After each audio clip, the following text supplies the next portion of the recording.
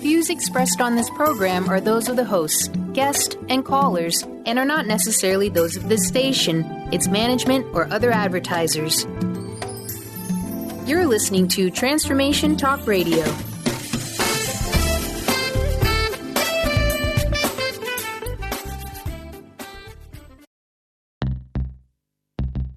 Had enough of the been there, done that ideas?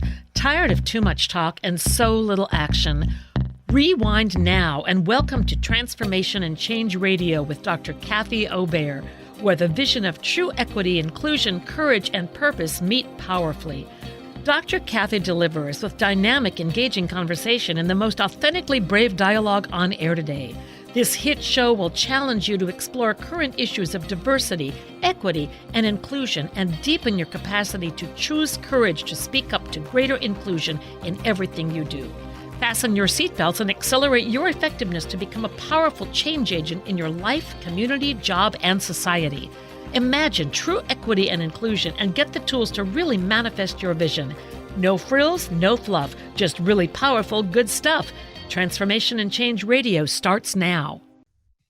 Welcome. I'm Dr. Kathy Obear. Thank you for joining me the first Monday of every month in Transformation Change Radio. I'm so excited to welcome my guest, Dr. Shelly Tochluk. We're going to explore the dynamics of how do you find more whites in your organization, in your community, who really want to come together to do our own self-work, our own learning, so we can be better partners, change agents, work productively with folks of color, and not just keep replicating racist dynamics and white supremacist attitudes when we think we're showing up. And Shelly, when I was preparing for this, I was remembering when I was starting out in higher education. I worked at a college. This was 3 decades plus ago, but I could care less about doing white work. I don't think I could have told you what white privilege was.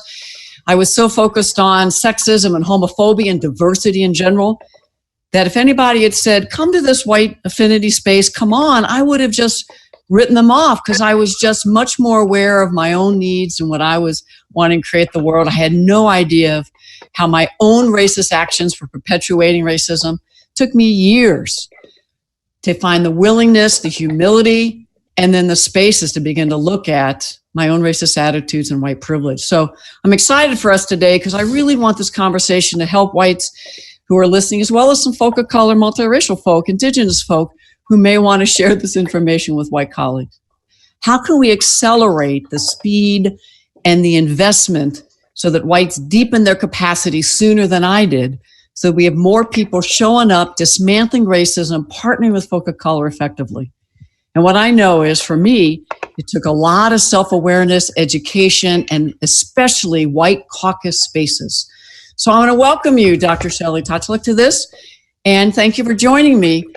I just want to talk a bit about you, and then I'm going to invite you in, because I remember meeting you, I'll bet 8 to 10 years ago, maybe, at the White Privilege Conference. Now, folks listening may have an initial reaction to that topic, White Privilege Conference, but actually Dr. Eddie Moore Jr. started that 20 years ago to bring people together across the nation and world to really look at how do you dismantle race, and particularly having whites look at our own privilege.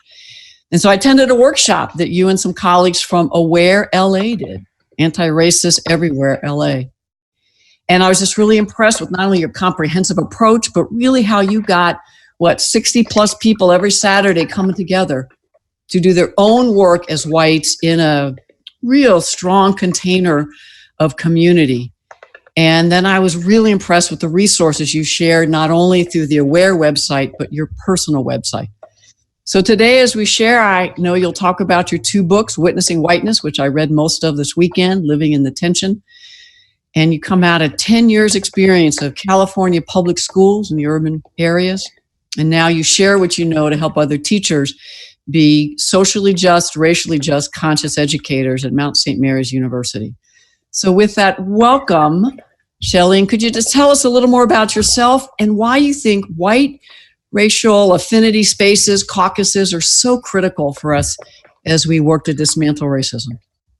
Well, thank you so much for having me. It's just an absolute pleasure and a wonderful joy to be able to spend this time talking with you.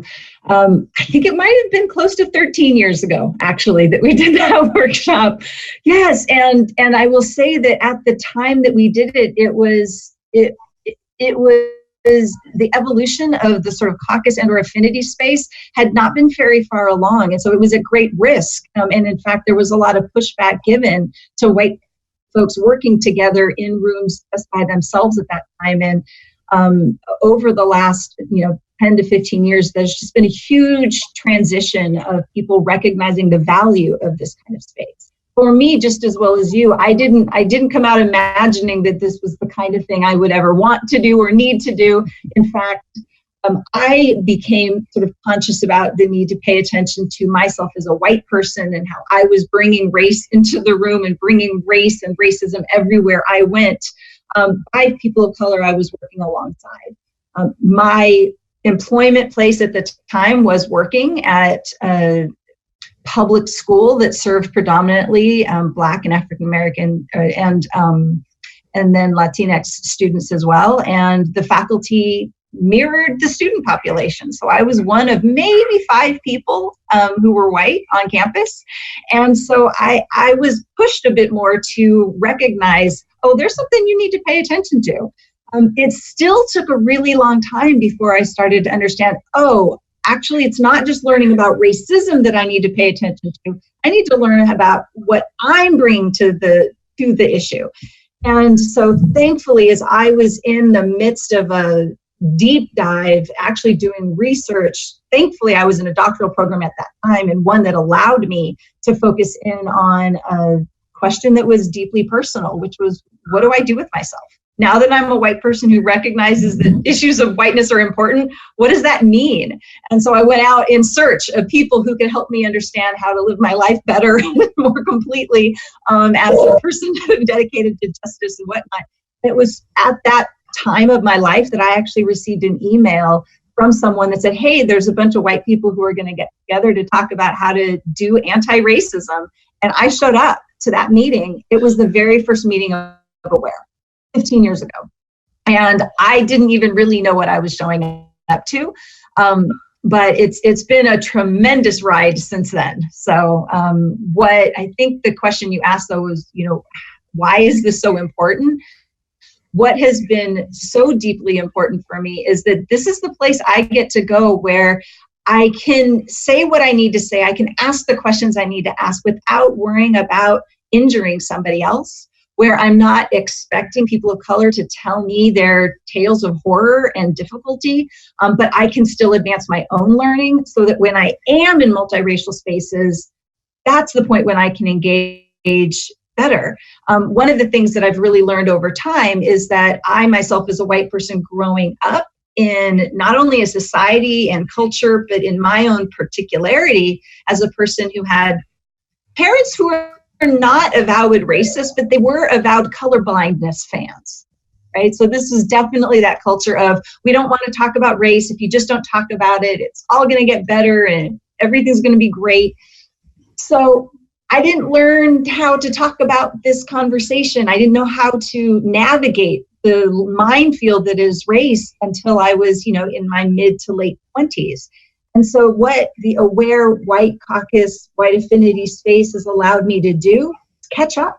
It helps me to learn the language I need so that when I do meet in a multiracial context, it's not people of color teaching me all the time. It's actually a shared conversation amongst colleagues who can really get somewhere and be more productive. I love it. You're helping me remember my first White Caucus was at University of Massachusetts Amherst. I was in my doctoral program.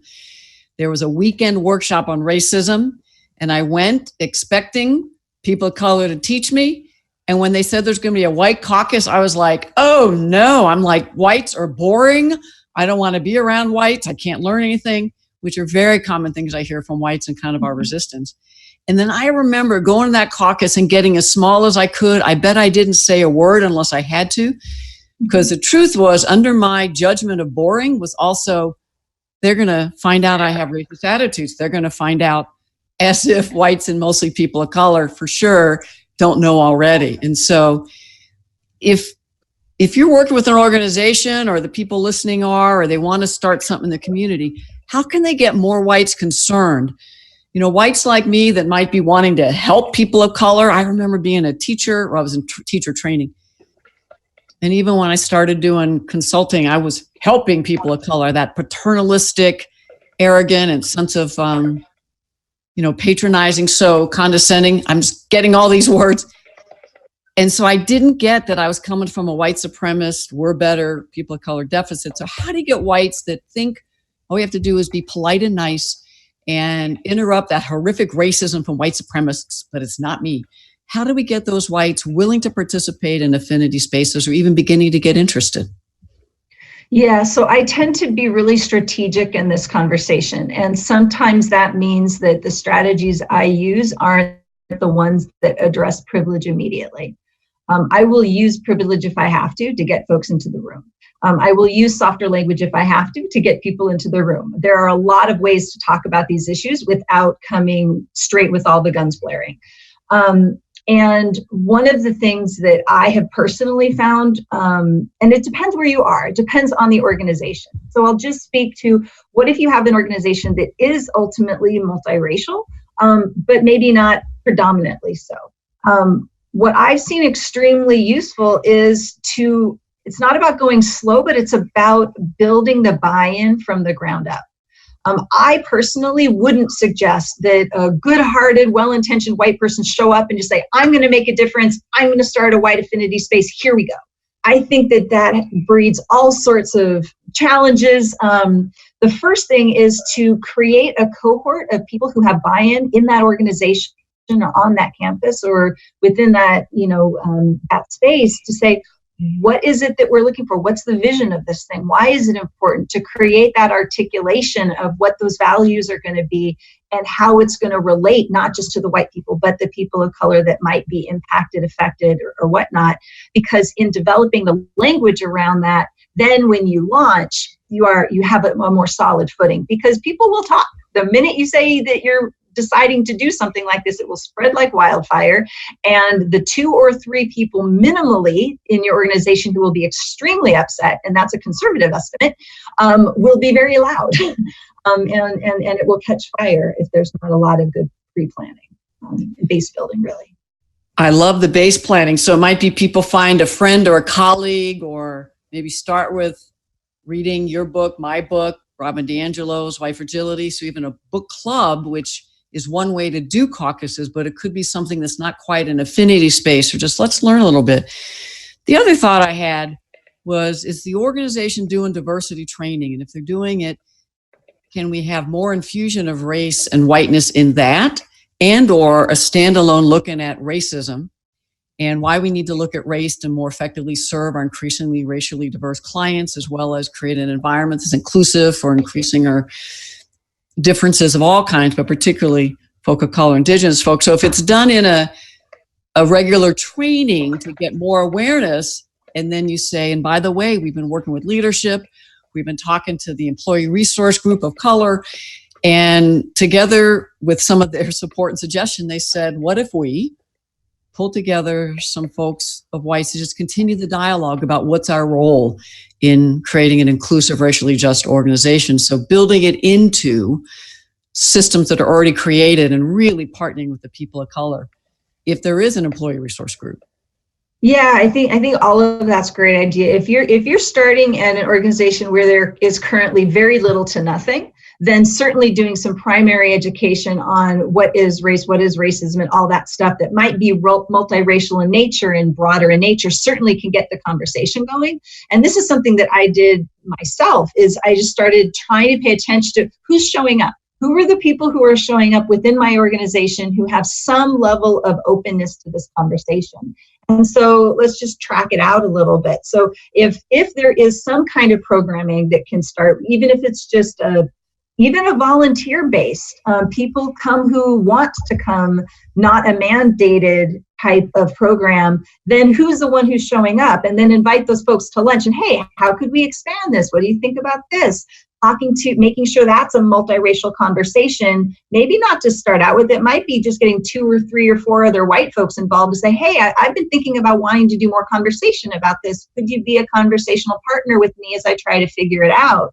And then also reaching out either that small group or by one person to some folks of color who also are approaching this work to say, hey, we're wanting to make stronger inroads about this topic. Can we have some conversations? Because that's the preliminary formation of potential accountability partnership, right? And so you want to at least start those conversations at the absolute ground floor. And quite frankly, it may not be very quick, because there might need to be a lot of development of understanding of what is even the value of going this route amongst each other, and then do that. And let's just keep playing it out further. So I'm thinking about some other organizations, if you don't mind me going on a bit, some other organizations I've seen do this, which is, okay, if we've got a set of people who are invested, right? They're invested in the conversation at the very least, but we don't really know very much. And this is where a lot of people are. I care. I know there's something going on, but I actually don't even have all the language I need. One of the biggest mistakes I think that can be made is to immediately launch into, let's have an affinity group, let's pull people together, and not have a solid structure and not have the content necessary.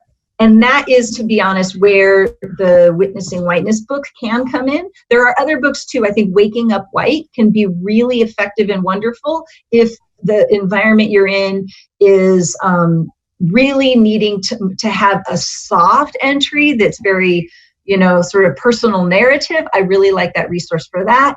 Mine has the Witnessing Whiteness curriculum has a little bit more of a research background. It brings in other voices. It goes a bit more deeper, comprehensive into some of the other, what you do with the information sorts of ideas in terms of how to build an anti-racist practice. But either of them have either discussion guidelines or workshop curriculums that go through it. So what I've often seen people do is say, we don't have a solid group yet, but let's do this as a book group, even if it's not institutionally mandated or even overseen. But let's get the crew of us together, because if we go through this whole thing, then maybe we can approach leadership and talk about how hosting one of these might be useful. And to be honest, if you've gone through a cycle of that, then you might be in a better position to take the next cycle and start inviting more people in. And it can actually become a spiraling experience where more and more and more people get drawn in because people around them are having positive experiences, talking about it, using shared language. So it avoids some of the confusion that often befalls these sorts of experiences where everyone shows up with their varied and very different experiences, and you never actually get anywhere because you never have a foundation. And so without some trained facilitators, these book clubs, or if they do some book readings, may get them some of the competencies they need to at least be a little farther along and a little clearer. And then my book, But I'm Not Racist, Tools for Well-Meaning Whites, also has a book guide that folks can use.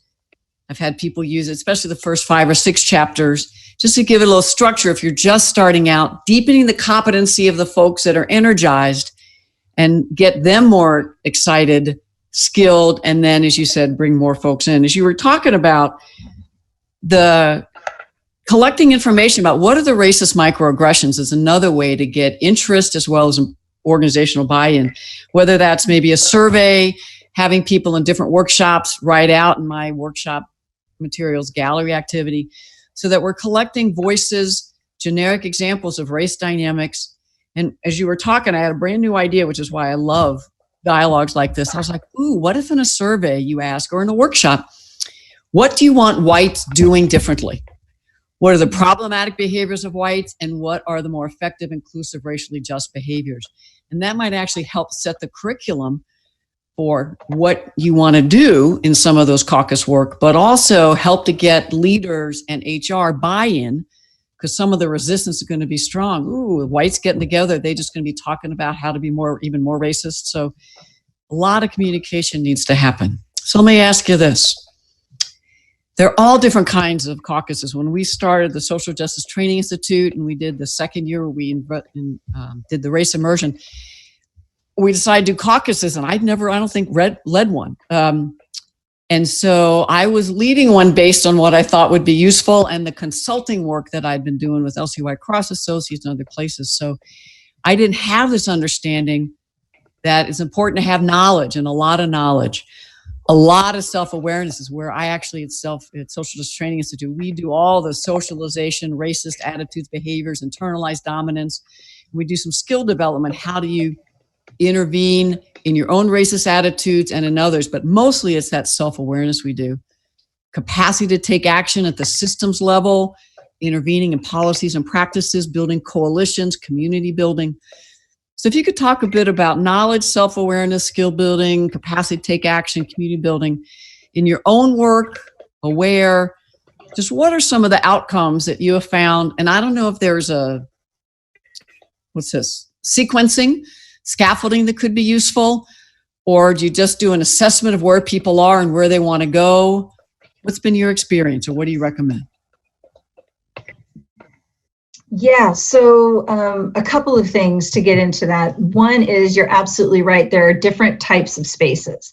And not only that, but the language has different meanings. And this is something that I arrived to understanding very, very late in the game. There are very different understandings out there and definitions for what it means to have a caucus versus an affinity group.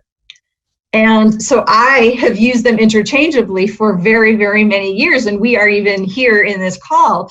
What I've more recently realized is that when we talk about affinity space, what we're really talking about is a group of people getting together in order to sort of support each other, share each other's in building each other's understanding, et cetera, because we have something in common, a shared affinity. The affinity is the shared aspect of our identity process. So many schools will have affinity spaces for different groups of different, demographics in their schools. So the term caucus is a little bit more formal, and that is why we would see it being like the Black Caucus in congressional experiences, or something like that, that has a little bit more of an organizational flavor to it.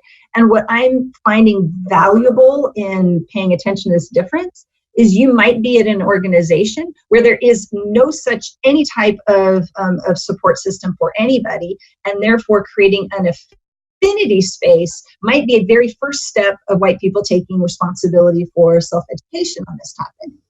You might be at an organization where it is a bit fuller in terms of it being multiracial, and there is a lot of pushback, if there are a lot of people that are saying, well, why would we only have something for white folks, then a caucus structure actually might be a good choice to have a white caucus and have, let's say, a people of color caucus or a bi and multiracial caucus. And the benefit that can come of that is that those various spaces can then have an integrating relationship on occasion. And so that can set up, especially in an organization, it can set up feedback loops where some of that back and forth of this is what we're hearing, this is what we're taking back into caucus, and this is what we're putting back to the organization. And so if your organization's ready for that kind of structure, it can actually help advance some more policy systems type change work. So anyway, just to say that, from the standpoint of whether it's caucus or affinity space, we're still talking about white people getting together with white people. And so what's the purpose of that? What are we trying to do in that space? Well, here's where the difference is. So for white folks, some of the pushback against white folks getting into affinity space in the past, and tell me if you remember this one, Kathy, is, well, white people don't need an affinity space. They just have to go to their grocery store, or they can just go out to their soccer teams or whatnot, because they're with their own people all the time. And the insight that we had with Aware was that not anti-racist white people, because if you decide to really take anti-racism seriously and start talking about it a lot, you will find yourself pushed away and pushed out of a lot of white spaces too, or at least it becomes uncomfortable. It certainly isn't a place where you can learn how to do that work better. And so the affinity for white folks is explicitly to become more anti-racist. It is about that identity process. And that's where that self-awareness part comes in, is what does that mean to be a white anti-racist person? What are the activities? What's the culture around that? How are we trying to create different patterns of being and ways of navigating our organizations that fit into what it means to be an anti-racist white person? So that's part of it, is that identity development piece. And sure, I think that there are certain resources that are really helpful for that identity piece. I think Witnessing Whiteness is why I created that one. I think the Debbie Irving work is part of that. I think White Fragility also handles that. All three of those books really are doing that work. From a flow perspective, I have heard a good amount of feedback that unless there is extremely strong facilitation support, it can be tough to go into the White Fragility book as a first starter. And the reason is because when you read the first few chapters, a lot of the content there is very, very much condensed, that you almost need preparation. I remember reading the book myself, and there was multiple times where I would stop and say, oh, that paragraph right there takes about 3 hours to process a lot of information. I know what it means, but if I were just starting, I would have no idea how to relate to it. And yet, so a little bit of pre-work before getting to that work can be useful, because it's a fantastic, don't get me wrong, it's a fantastic resource. It's just, it's got a lot to it. And what you don't want to do is have people run screaming from the room right away, right? That's where that self-awareness part comes in. But to your other point, and especially with structure, so what's the knowledge that we need to have? Sure, we need knowledge of self, but what about the knowledge of how racism is operating in the world outside of just us? What are the different types of racism? It's not just internal. There's interpersonal, and there's institutional, and then there's a wider cultural. So all of that sort of historical and contemporary racism, we need to know that stuff. And we need to know not just the bad stuff that's happened, but what have been the anti-racist efforts? What can we learn from those past efforts? So that's a whole category of work to be done. Another whole category of work to be done is, what's the skills building? Okay, I might know myself, and I might have myself put together. I even know how racism is operating. What are the actual interpersonal skills that I need to be able to disrupt something when it's happening, and or make a move to correct something when something's gone awry?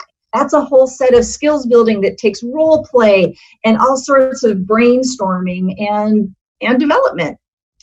And there's a different category too. There's a whole other category, which is the capacity building, which is, how do I just understand my internal frame of reference, my emotions? How do I avoid that deer in the headlights experience, or feeling really triggered and then losing my frontal lobe's ability to process and operate in a moment? That's a harder one. It's long-term work. And then I would say that there's another whole category that gets missed, which is the pulling us together into a sense of community, that we really have people to rely on. Doing this as individuals doesn't really work so well. And so in terms of the group that I've been operating with most, and when I support people to move outside of a purely book group starter place, is you do all of them. That's where the structure is so important. How do you do a rotation so that this ongoing work is consistently rotated and you're not forgetting about any one of those particular categories? And I'll just do a quick plug now for how to locate that kind of resource when you get used to it, which is on the aware.org or warela.org website. In one of the what we do, there's a toolkit area. And one of the toolkits is the White Anti-Racist Culture Building Toolkit. And we have all the resources that we have used and been using. It includes our foundational documents, our philosophy documents, sample scripts of what we use, sample and template agendas for what we use. And you can see how we have decided to rotate a certain set of 4 structures that work for us. They may not be the structures you need, but they do allow us to do a rotation. But I can also, Kathy, if you're interested at some point, share what I've seen as a most comprehensive, continuing, cyclical structure that uses one book to get more and more and more and more people involved. And then people build off into this other more ongoing space. So there's lots to talk about. Lots of people doing great work out there. There are. And speaking of great work, as we move to break, thanks for giving the Aware website. Can you also tell people how they can get in touch with you and if you have any fun programs or services or new books coming out. Okay, so my name is hard to spell, but easy to pronounce. So you just look up myname.com, shellytochluk.com. That's SHELLY, just one E, SHELLY, and then Tochluk, TOCHLUK. So shellytochluk.com. And on that website are links to all sorts of things. It's got a full and free curriculum downloads for an entire set of 30 hours worth of content related to witnessing whiteness.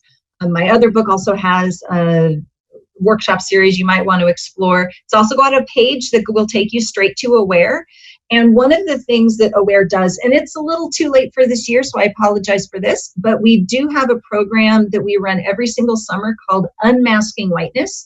And this is an on-site program in Los Angeles. It's 4 days. It's white affinity space where white folks get together, about 50 to 60 people all getting together to spend 4 days just deep diving into what does all of this mean? What do we need to know in order to be able to do this work well? And there's a link on the website to that as well. I have no doubt everyone listening is feeling so grateful and appreciative to how generous, Aware, and you are in just sharing so many resources for folks. We don't have to reinvent the wheel. And if you want other resources, you can download my book, But I'm Not Racist, always complimentary. My website, drkathyobear.com / I'm not racist, no apostrophe, just all one word, I'm not racist. If you want the complimentary worksheets where you'll get not only the book club guide, but also a great, I think it's 96 competencies that I want white accomplices and change agents to have. You just go to drkathyobear.com / race book, all one. If you want to watch a webinar for free that I did about a year ago, Interrupting Racism / racism webinar. And finally, if you're interested in deepening your capacity to design and facilitate equity, inclusion, social justice workshops in general, and white workshops in particular, / facilitation course, all one word. And with that, let's take a break. You've been listening to Transformation Change Radio. We'll come back in a few minutes, but I'm not racist, creating impactful white affinity accountability spaces. We'll be back in a moment. Here with Dr. Shelly Tochluk, and I'm so excited to continue talking about how do we create white affinity caucus accountability spaces. And I just have a couple reflections before the break. We shared a lot of books by whites, and I wanted to share a couple. I love this book, I'm Still Here, Black Dignity in a World Made for Whiteness, Austin Channing Brown. She does a lot of consulting and speaking, and primarily Christian organizations. And as an African-American woman, I found, for her, as a white person, I found her work transferable. And there's one chapter in there about microaggressions from the moment she wakes up through the day going to work. And so there might be pieces and chapters of different books. The other one I'm thinking about is Dr. Beverly Tatum's work, Why Are All the Black Kids Sit in the Cafeteria? Her second edition is just out. Wonderful things in there, particularly around white racial identity development. So just, you can take the books we're using as well as others. And for whites particularly, I'd want to make sure we bring in some folk of color. So just to remind whites that, again, whites aren't superior. In fact, most of what I know, I've been coached by folk of color over the years and one or two whites. The other thing I want to mention is one way to think about curriculum is do an assessment of where folks are and what they want to know. And so at my website /racebook, you can get, as I mentioned, that those 96 competencies. What do people want? And so they can do from 1 to 5, how much do they already demonstrate them? But that'll help them individually see their current capacities. They do pretty well. And it'll really help them have humility, because I just retook it the other day, even though I wrote it. I'm like, geez, I have work to do. And so some type of self-assessment as well as organizational assessment might help the organization individuals get ready to come in. And one final thing, the titling of these is critical. When I was with NCORD, National Conference on Race and Ethnicity in Higher Ed, I'll bet 6 or 8 years ago, I noticed they had phenomenal affinity caucus space for folk of color, indigenous, multiracial, biracial, but there weren't any for white.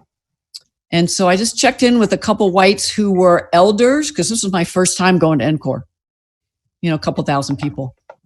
And so I checked in with some of the authors in this work, as well as people who had done a lot of work there. And they said, no, we'd never done one, that's my memory. And so I said, what do you think? They're like, yeah. So I went and then talked to the folks that organized NCORE, some of the folk of color who were the leaders in that organization. And I asked, and they were like, we'd love it. So got with another white person and we just announced it, put up flyers. But what I want to share about is it was an organization that was already doing very deep dismantling racism work. And so we knew we could come in looking and doing self-work. And here's what we titled it: Whites Partnering to Dismantle Racism. Whites Partnering to Dismantle Racism. So I share that so that you intentionally have the name you choose. You run it by folk of color who are in leadership as well as doing this work, so that you're telling people from the beginning, and then, of course, some competencies and what's your purpose and all that. So welcome back, Shelly. I'm so delighted. This has been so much fun. Here's where I'd loved us to go. In all the work that I've done, there's just been a resistance and barriers when we start advertising and talking about it. Do you have any more strategies for how you can proactively minimize those barriers? Or once you've started White Caucus accountability spaces, you start getting pushback from leaders, HR, whites, or people of color? Any strategies to proactively or reactively engage that level of curiosity, if not resistance and barriers? Yeah, thanks for that question. I think there's definitely more to be said about that. One thing is that very early on, within the first 6 months, the folks who started gathering to have Obear happen realized that many of us were out in our own educational, organizational spaces and starting to talk about what it is that we were doing, and started getting the questioning, the pushback. And what we realized is that we ourselves didn't know how to articulate our purpose very, very well. And so what we ended up creating was a document that is titled, Why a White Space? And I think making sure that you have some kind of document that reflects your purpose and your vision is important. Feel free to use ours. It's available online as part of the documents. It's part of our toolkit. It's at awarela.org. A lot of other people have used that same document. I think that can help to get the foundation set, but then also to then have that, make sure that people have it who are entering the space, and so they know how to talk about it. That will help a lot. And then secondarily to that is you need to talk to leadership about this. I mean, the leadership of your organization needs to be either, if not on board, then tacitly understanding and accepting. And if that's the case, where they're not actually the drivers of this, then they need to know either how to talk about it or how not to talk about it. Well, that's and good. So who is their resource to send people to when they get someone who inquires from the media? Or when somebody does push back on social media, or some other, customer starts to get wind of something if it's gone public. I've been in consultation with a number of people who decide that they're proud of what they're going to do, and so they post a flyer online. I'm not sure that's a great choice. At this particular time of very heightened partisanship, especially where anything related to diversity is getting dragged through the mud by online trolls, it may not serve your mission to be really loud about it until it's very well entrenched. And so for leadership, help them to understand what it is you're going to be doing, why you're going to be doing it, who is going to be ready to be the explainer of these things. And so one other piece you're going to need to consider is, yes, we're talking about white affinity space where it's designed for people who identify as white. Does that mean that it's exclusive? Does it mean that a person of color could not show up? And that's a very important conversation to have before you get going. And here's why. Because if you have leadership that's ready to say, we are fully prepared to explain why this is so necessary that this space exists, and that if somebody comes in and express interest or concern, we're going to have sufficient conversation for that person to realize it's really not the right choice for them to arrive, and therefore they're going to choose not to show up. That may be just fine for you. That's what's worked for us with unmasking whiteness for all these years. And I was the person at both my institution when it was co-sponsoring it, as well as for Aware, where people come to me and ask questions. And there have been times where I was on the phone with 45 minutes with an interested party who really just wanted to be a fly on the wall. But as we talked about what that would do to the dynamics and what that person might learn or not learn through the experience, that person decided, well, maybe it's not the right place for me. And so the white space angle of it was allowed to be preserved. At the same time, keep in mind that biracial folks may have an aspect of white culture and white identity within them that they're wanting to explore and deal with themselves. And so while we would say that Aware is a white space, we actually have had both people of color and biracial people who have said, I'm trying to work on the white cultural angle that I got raised into. Because of my unique experience, I actually feel that even though I have darker skin or I have this other more complicated identity reality, I also feel very much entrenched within white privilege and white culture. And so I want to work on those things and build my capacity to have a stronger relationship with my parent or family or whomever. That's a wonderful reason to show up. Right? It makes things maybe slightly more interesting and nuanced in conversation, but all of that to say is that if your leadership understands what's going on, then they can help you stay out of trouble. The other aspect that I spoke of earlier in terms of organizations, if you have the kind of structure at a bit more of a multiracial organization where there are multiple groups that are meeting, if not at the same time, then concurrently at least, then when a person of color says, I'd actually really like to go to the white space, you can then legally say, oh, actually, this program has a place for you. So we're not keeping you away from something that you want to do. It's just that this is the space. And so that sort of paired process can also be supportive, depending, especially if you're at a public institution that has to worry about sort of the governmental regulations if you take public funding, which a lot of the public universities do. Speaking to the point of how to make those things go well, though, Kathy, I know you want to get into some of the dynamics. I'm going to stop, but I'm happy to jump into the dynamics too, what happens in the space. You know, I had something, I just lost it, so keep going. Okay, because I know one of the things that happens once we get in there, and this has to do not just with the why are we there and the how are we protecting the space, but what's the approach to the space? Right? What really are we going to do with one another? And I think the most important thing you're going to face is a lot of people who assume that the whole reason for being there is to make white people feel bad, descend into a guilt-ridden place, and if you cry, then you've done something good. Which means a lot of people are afraid. They're afraid of feeling bad. They're afraid of being made to feel wrong and guilty. And it's essential that we start off and maintain an understanding that that is not at all what the purpose of the space is for. That's not the mode at all of what the dynamic is supposed to be. And so another document that Aware created is called our core principles. And it's what we learned over time that was most essential for us to have a positive experience with each other. And it has a few key principles, a few of which I'll name. One of them is we don't shame each other. This is not a place to say you're not doing enough, you're not good enough, you didn't have the right experiences, you're not showing up as a good enough anti-racist person. We do none of that. We also are extremely clear that we don't want to compete with each other either. And that's what a lot of white folks end up doing, is we get into the room and then we feel like we have to perform. We have to somehow have the right language. We have to demonstrate that we've been thinking about things in the right way, or that we've interrupted racism in a way that we can get the good, hey, you did a good job, and I'm the one who knows stuff now. And it's not the point either. And it's decidedly anti-racist to show up as a person who's saying we will not compete with each other. And in fact, we're going to name it if we start to see ourselves descending into that particular dynamic. And the other thing that I think is important is a huge insight that those of us in Aware had the very first year, was realizing that for a lot of us, this whole thing about what it meant to be white was really new. And it was hard, actually, to start to unpeel those layers.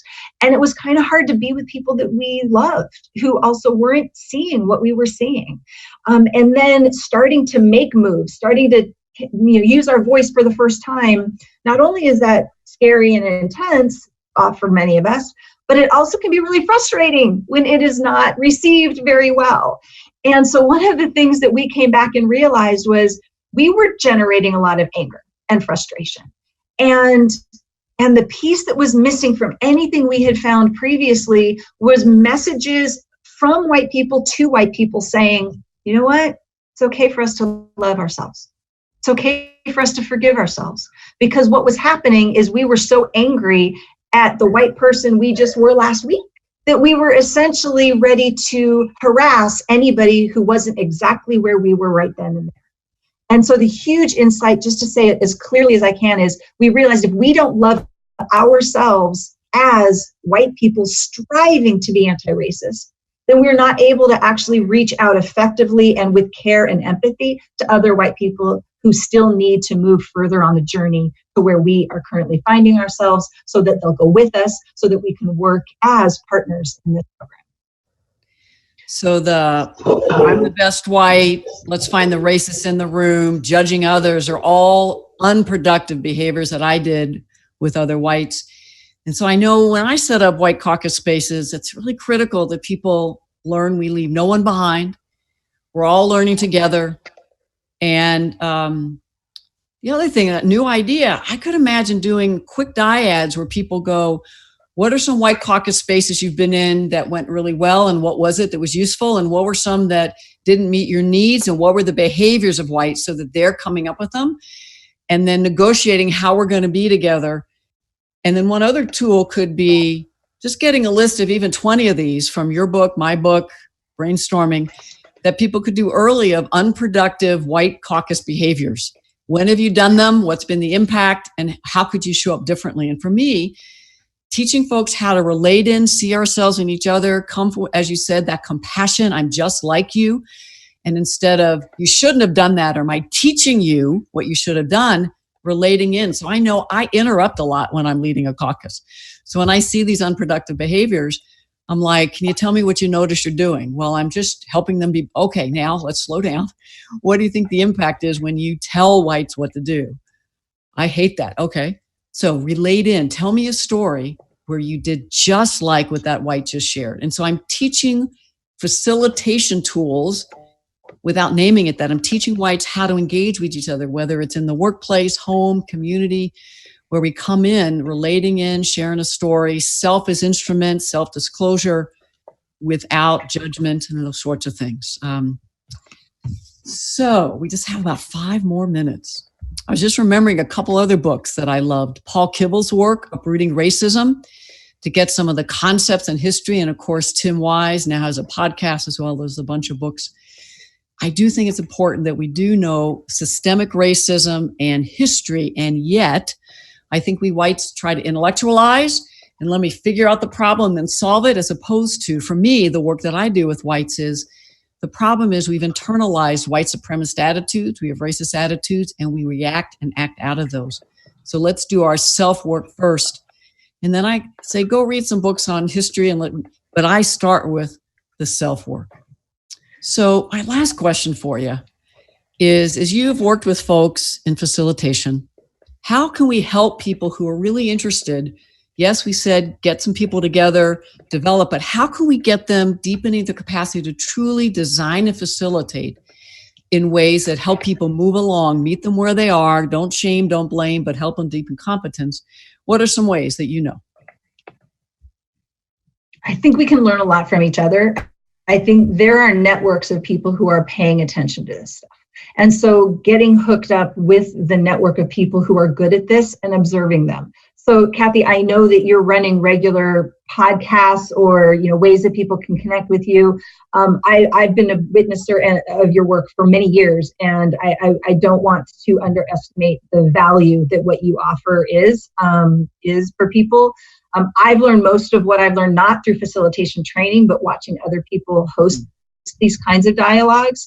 And so attending other people doing this kind of work and just paying really close attention to what they do and what they say is tremendous. Maybe there are conferences or workshops or other trainings that you can go to just to get better at starting something. I think that makes a lot of sense too. Come to the White Privilege Conference and be part of the White Caucus that we run and that we've been a part of for over a decade collectively.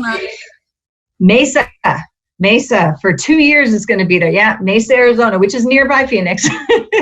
But that's going to be a really wonderful space to get to know one another. Also, if you are trying to start something in your location and they've got questions and you need people to just brainstorm with and hammer some ideas out with, I'm now offering an every third Sunday of the month online dialogue for about 2 hours at a time. And it's free. Anybody can sign up to join. And it's a Zoom call where we just get together and we share. And everybody's got basically about 15 minutes or so to just name the question or concern they've got and get feedback from other people who are striving similarly. And so in order to access that, go onto my website. It's posted there. And if you can't find it, sign up for my newsletter, because it's always part of my newsletter. Every single month on the first of the month, a newsletter goes out via email. It's a curated set of about 6 to 8 links and resources that have passed through my brain, through social media, regular media, what have you. And it just offers some ways to stay in touch. So be in touch. You'll then get a link, and we'd love to help support you all. One thing I want to, can I say one more thing? Super quick. The largest focused caucus work I've seen happen countrywide, this was started by a Black woman. And she got a group of people together, and here's how she started that caucus. She said, you know what? I'm so glad you're here. There's nothing you can say that will make me love you less. And I thought that was a beautiful way to start. I love it. They still operate? You want to call out who they are in case people can find them? Yes, the YWCA in St. Louis, the founder of that program, Amy Hunter, is no longer running it, but it's been transferred over to Mary Ferguson. They've had over 1,500 people go through the program citywide. And I think I'm underestimating. And YWs nationally all have a commitment to racial justice, whether your local one does or not. Nudge them in case they don't. Shelly, you are a treasure trove. I just so appreciate your generosity. Remind people one more time your website and how they can contact you. We got 1 minute and then we got to move on. It's ShellyTochluk.com. If you can't remember how to spell it, just look up Witnessing Whiteness, the book, and my name is right there on it. So thank you so much for all you do, your work in the world. I look forward to Mesa, Arizona White Privilege Conference, if not before. And again, if folks want to contact me, drkathyobear.com/contact. And on the radio show, have all the resources from the design and facilitation workshop course, just /facilitation course, to my book, But I'm Not Racist, /I'm Not Racist, all one word. The /race book for all kinds of worksheets, and the webinar /racism webinar. I'm Kathy Obear with Transformation and Change Radio. Join me the next time, August 5th, Monday. We're going to look at how to create inclusive, racially just classrooms from the start, inclusive, racially just teams from the start. Be very exciting. Shelly, thank you so much for joining me again. Y'all have a good month. Take good care. Thank you for having me. You've been listening to Dr. Kathy Obear on Transformation Talk Radio. Thanks for tuning in, and be sure to catch us next time as Kathy inspires listeners to become agents of change, motivate, innovate, and speak truth to power. Step into the courageous you that will change the world. Connect to life-changing conversations to extend your reach. For more information on Kathy and her work, please visit drkathyobear.com. That's drkathyobear.com.